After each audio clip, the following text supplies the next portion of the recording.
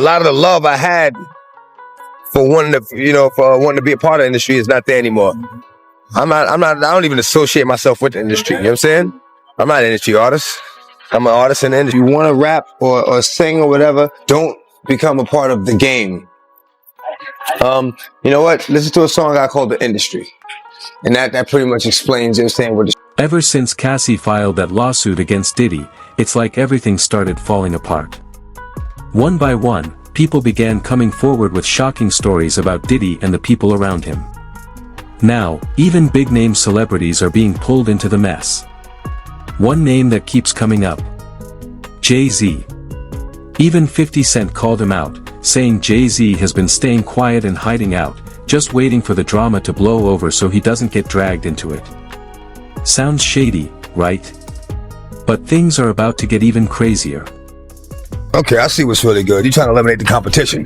You know, because at first you retire, you know, then get me off the label. Now you're back rapping again. Okay. It's all good. That's all. DMX clips are blowing up all over Twitter right now. The late rap legend, known for always speaking his mind, was trying to warn us years ago about the dark side of Hollywood. In these old videos, DMX was dropping major truth bombs.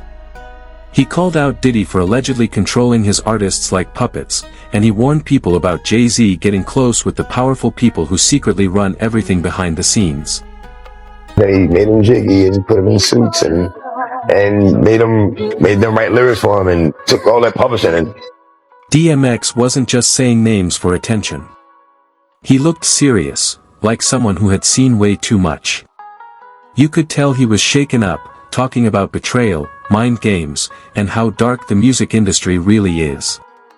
It makes you wonder, what did DMX actually see behind the scenes that made him speak out against two of the biggest stars in the game?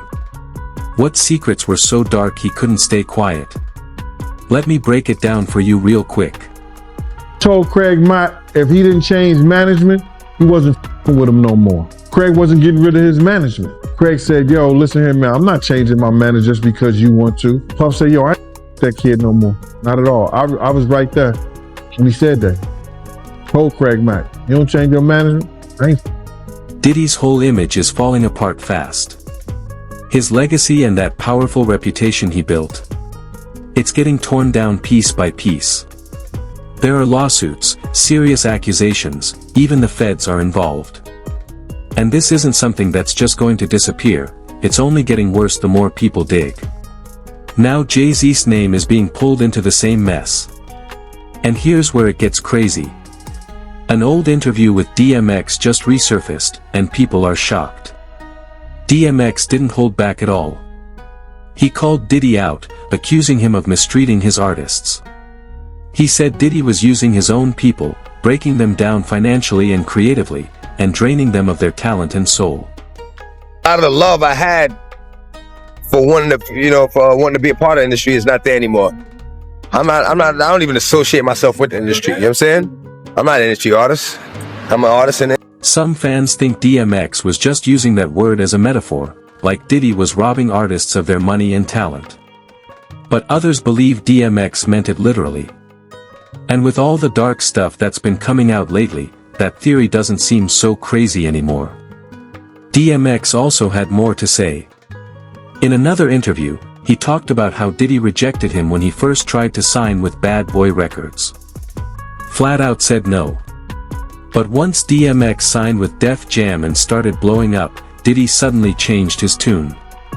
He started chasing after DMX, trying to link up. But X wasn't fooled. He had already seen the shady stuff happening behind the scenes at Bad Boy. He knew better, and he wasn't about to let himself be used or controlled. DMX wasn't the type to play puppet for the industry, and he made that loud and clear. Well, Locks got signed by that. Even though I bought the Locks Riders, they got signed. They were a safer group. Pop signed them. And it was a blessing and a curse because they were sure they were happy about getting signed first, and they were on the Benjamins and shit was going. But they made him jiggy and put him in suits and made them write lyrics for him and took all that publishing and picked up. Like, damn, I'm bad. You keep that. And we went to like, soon as they got signed, D was like, yo, if you like the locks, like. When it comes to JayZ and DMX, their relationship was always kind of complicated. They both blew up in the late 90s, came from that gritty New York rap scene, and even shared stages early on. On the surface, there was respect. Jay even gave DMX a shout-out after he passed. But behind the scenes, totally different story. There was this quiet tension between them, like some loyalty was broken or a grudge never got settled. DMX didn't fully trust Jay. Word is, he thought Jay was the sneaky type, someone who'd smile in your face but make moves behind your back. DMX believed Jay didn't like real competition, didn't want anyone else shining too bright next to him. 3 weeks after I got signed up to him, he was like, yo, I'll lace your pockets, I'll double what they gave you and lace your pockets. I'm like, nah, I'm cool. And here's the wild part. DMX actually accused JayZ of becoming president of Def Jam just to sabotage his 6th album. According to DMX, Jay wasn't there to support him, he was there to block him and mess up his momentum. If that's true, it's not just shady, it's straight up career sabotage. That move made DMX feel like he'd been betrayed by someone who knew exactly how the industry destroys people. And DMX wasn't some new artist looking for a break, he was already a legend. So for Jay to allegedly pull something like that cut deep. And truth is, this isn't the first time JayZ's been accused of using his power to shut down the competition. About like what he meant to the culture and maybe meant to you personally. By the way, the first time I boycotted the Grammys was for him. We both came out that year. He didn't get nominated. He dropped 2 albums, had 2 #1 albums in the same year. Right. I remember that. They didn't even nominate him. I won that year for rap album. So my first Grammy win, I wasn't in. I wasn't even in the building because I boycotted him. So there was a competitive thing, but it was big love. He was so competitive with me. I never met a human being more competitive with me, like ever, not even. A lot of people in the industry quietly say that JayZ has always been strategic, only teaming up with others when it benefits him, and pulling strings behind the scenes when it doesn't. And DMX saw right through that. He spoke with real emotion, like someone who had truly been betrayed. He didn't think Jay just wanted the spotlight, he believed Jay wanted full control over who even got close to it. That delay with DMX's 6th album, it crushed his momentum. Fans were hyped, waiting on it. Everything was building up, and then suddenly, it all stalled. Rumors started flying that Jay was the one holding it up on purpose, slow-walking approvals, blocking promotion, and making it nearly impossible for the album to get the attention it deserved. Like I said, I had the crazy track record, Def Jam, everything was good. You know, I go to do the 6th album, and you know, JayZ became president. Yeah. You know, when he first got the job, he hit me with the call like, yo, dog, MH is running the building, like, yo, you good? Finish the album, shoot the video. What happened? She didn't. You know, we don't know. What you mean you don't know? How do you listen to a whole album, pick a single, shoot a video? DMX felt like his career was deliberately derailed. And in his mind, JayZ, the guy he once stood side by side with, was the one pulling the strings. JayZ never outright admitted to blocking DMX's album, but the way everything went down, it's seriously suspicious. What made people really raise an eyebrow was what happened after DMX passed away on April 9, 2021. Just days later, JayZ appeared on LeBron's show, The Shop, and when he was asked about X's legacy, he suddenly had nothing but praise for him. See what's really good. You're trying to eliminate the competition. You know, because at first you retire, you know, then get me off the label, now you're back rapping again. Okay. JayZ claimed he had a ton of respect for DMX, even saying he once boycotted his own first Grammy win because X didn't get nominated. He talked about how they had a long history of friendly competition and how it was all love. It sounded smooth, right? But if you paid close attention, Jay kind of flipped the story.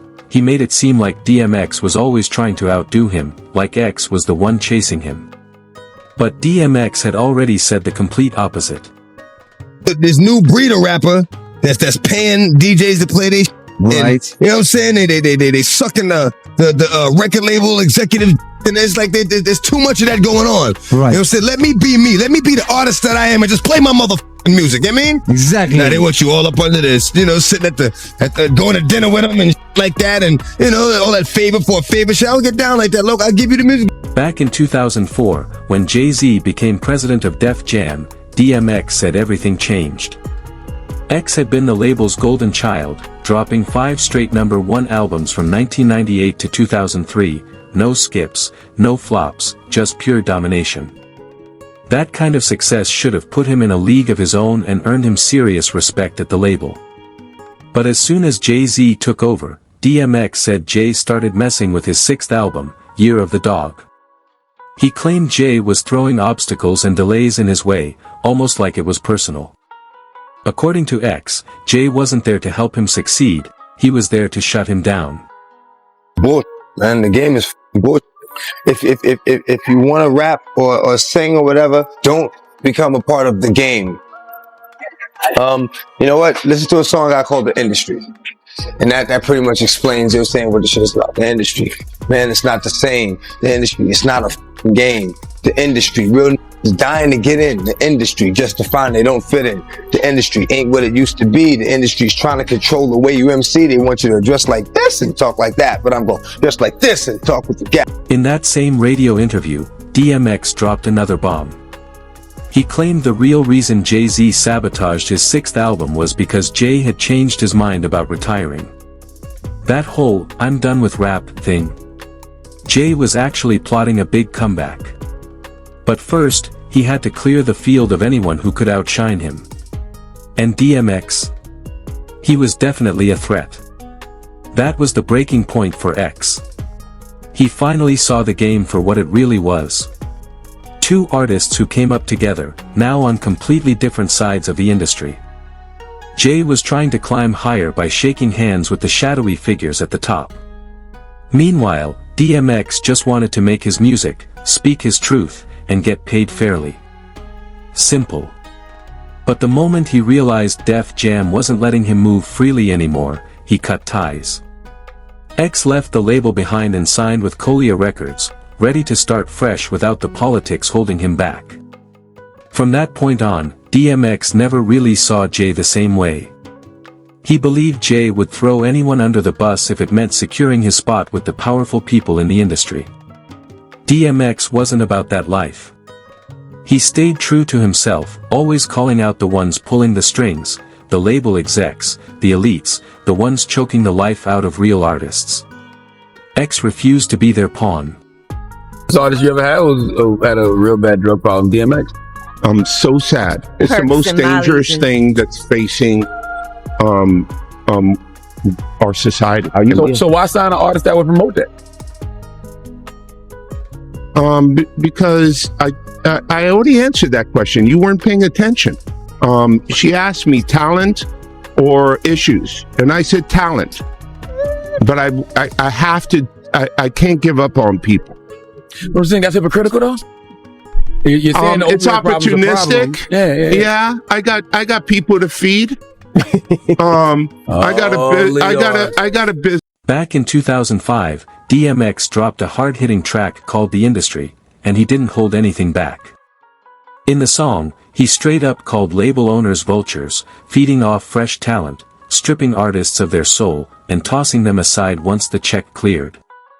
He rapped about how young artists were pressured to sell out, abandoning their originality, integrity, and even their morals just to get a piece of fame. DMX wasn't just spitting bars, he was exposing the dirty truth that most people in the game were too scared to say out loud. Now, JayZ has always been about the business, strategic, sharp, and focused on long-term power. But that's also why he took a different path. He wasn't chasing artistry, he was chasing legacy. And in that pursuit, people started noticing a pattern. Jay couldn't shake the whispers.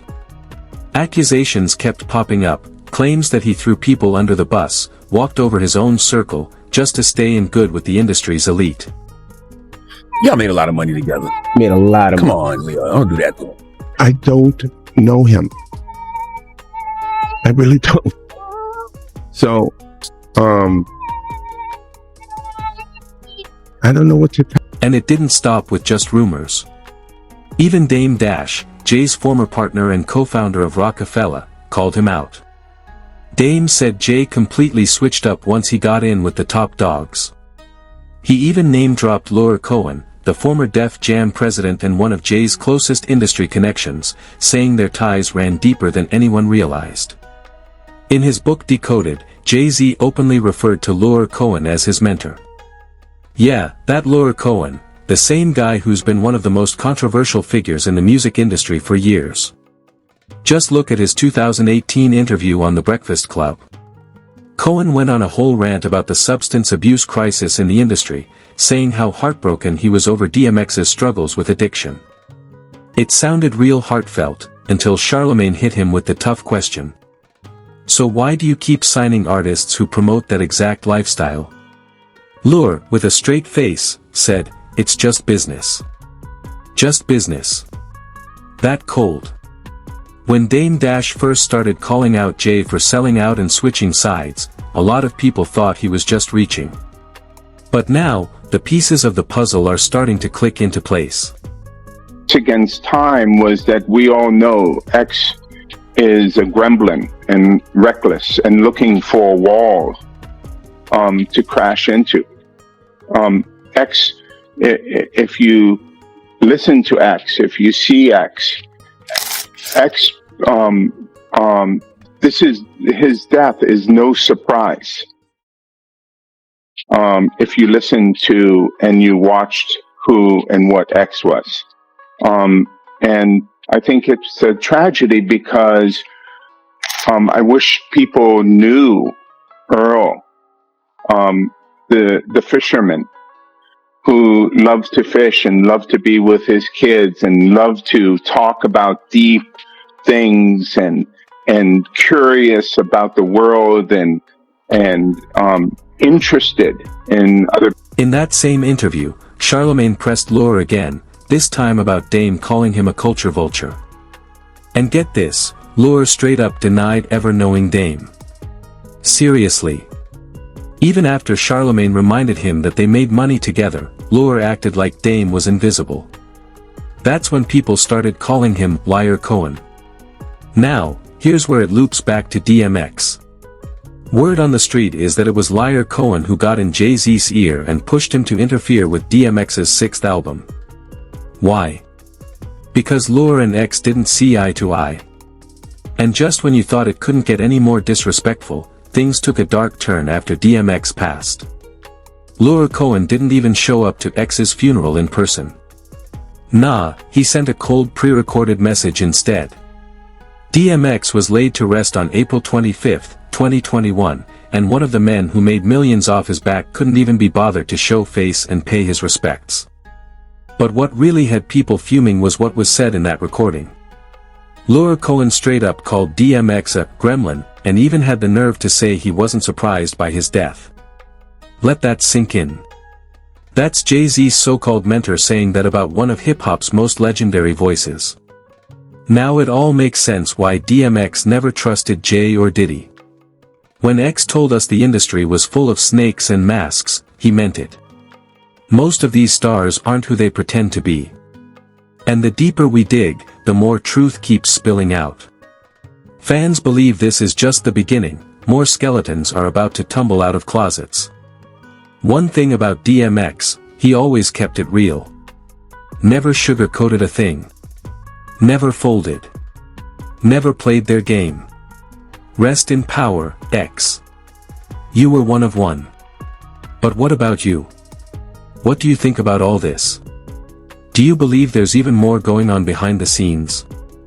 Drop your thoughts in the comments below. We want to hear it. And don't forget to like, subscribe, and share this video with your people. Turn on that notification bell, too, because the next story might just blow your mind.